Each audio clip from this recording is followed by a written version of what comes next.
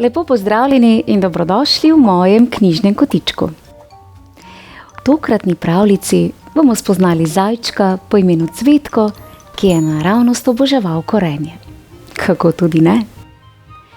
A vendar je postajalo jesensko vreme vse hladnejše, Cvetkov vrt pa je bil še vedno poln korenja. Bo Cvetku uspelo pravočasno izkopati korenje ter ga shraniti za ozimnico? Predlagam, da se udobno namestimo in prisluhnemo pravljici z naslovom Cvetko in velika korenčkova dirka.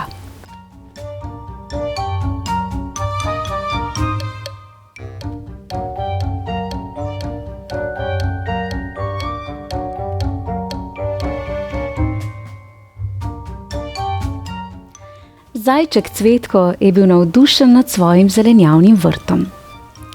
Vsako leto je pridelal cel kup okusnih vrtnin.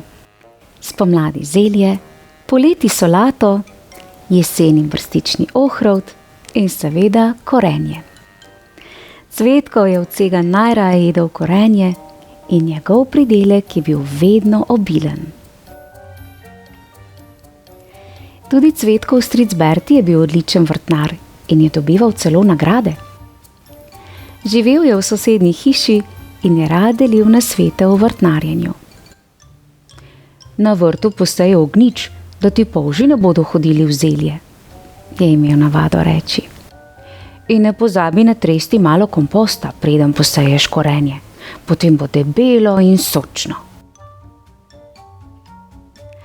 Tudi Cvetkova teta Maja je bila polna koristnih nasvetov. Korenja po prvi zmrzali ne smeš pustiti več v zemlji.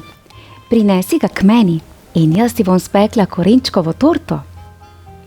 Cvetko se je obliznil. Torte tete Maje so bile vedno tako dobre.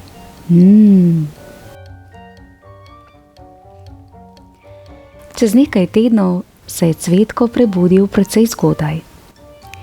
Jesensko sonce je že sijalo, a ko je pomigal smrčkom in povohal zrak, je takoj začutil, da prihaja prva slana. Čas je, da izkopljem korenje, si je rekel Cvetko in vzel iz lope staro samokolnico in vile. Ravno ko se je lotil kopanja, je prišla njegova prijateljica, veverica Pikica. Joj, Cvetko, mi lahko pomagaš? Ga je zaskrbljeno vprašala Pikica. Pred zimo moram pospraviti lešnike. Če mi posodiš samokolnico, bom opravila, kot bi mignil. Seveda, Pikica, je prijazno rekel Cvetko in lešniki so bili še pred popoldansko malico na varnem, votlem deblu starega hrasta. Naslednji dan je bil Cvetko že navse zgodaj pokonci, da bi nadoknadil zamudo pri izkopavanju korenja. A kaj kmalu ga je obiskal Krt Gusti. Za zimo si kopljem nov rov, pa me tako zebe, da težko delam, je potožil Gusti. Bi mi lahko pomagal? Cvetko bi raje najprej izkopal korenje, a kaj, ko je bil ubogi Gusti videti tako nesrečen, da ga ni mogel zavrniti. Seveda ti bom pomagal, je rekel in ponudil Gustiju svoj šal, da bi se ogrel. Ves dan je trajalo, preden sta izkopala rov za Gustija, naslednji dan pa je bilo mrzlo kot še nikoli. Korenje moram izkopati, preden zemlja povsem pomrzne, si je rekel Cvetko. Potem pa na lepem, o ti smola. Samokolnica je zadela ob kamen, na ves glas je počilo in kolo je odletelo. Kaj bom pa zdaj? Je ves nesrečen vzkliknil Cvetko. pomoč k sreči ni bila daleč.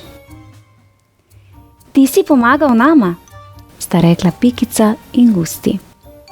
Zdaj sva midva na vrsti, da ti pomagava. Zadevo je vzel v roke stric Berti in kmalu so vsi vneto izkopavali korenje.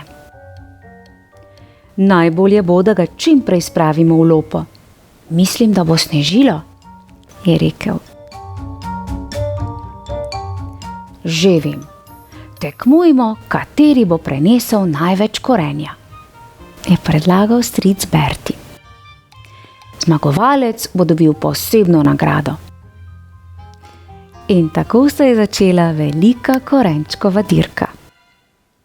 Cvetkovi prijatelji so dirjali gor in dol po vrtu in vsak je nesel čim več korenčkov. Kot bi mignil, je bilo vse korenje na varnem v Cvetkovi lopi. Uganite, kdo je prenesel največ korenja? Cvetko, se razume. In tu je tvoja nagrada, se je zasmejala teta Maja.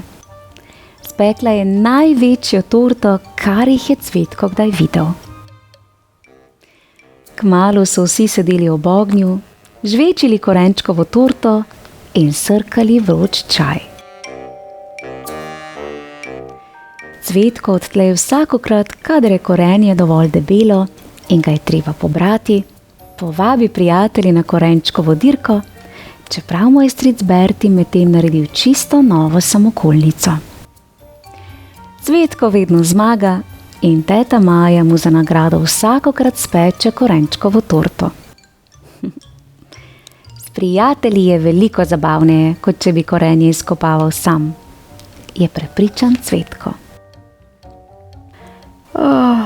Ampak prav nič manj naporno, še doda in se udobno zavije v odejo, preden se zaziblje v zaslužen spanec. Lahko noč, Cvetko.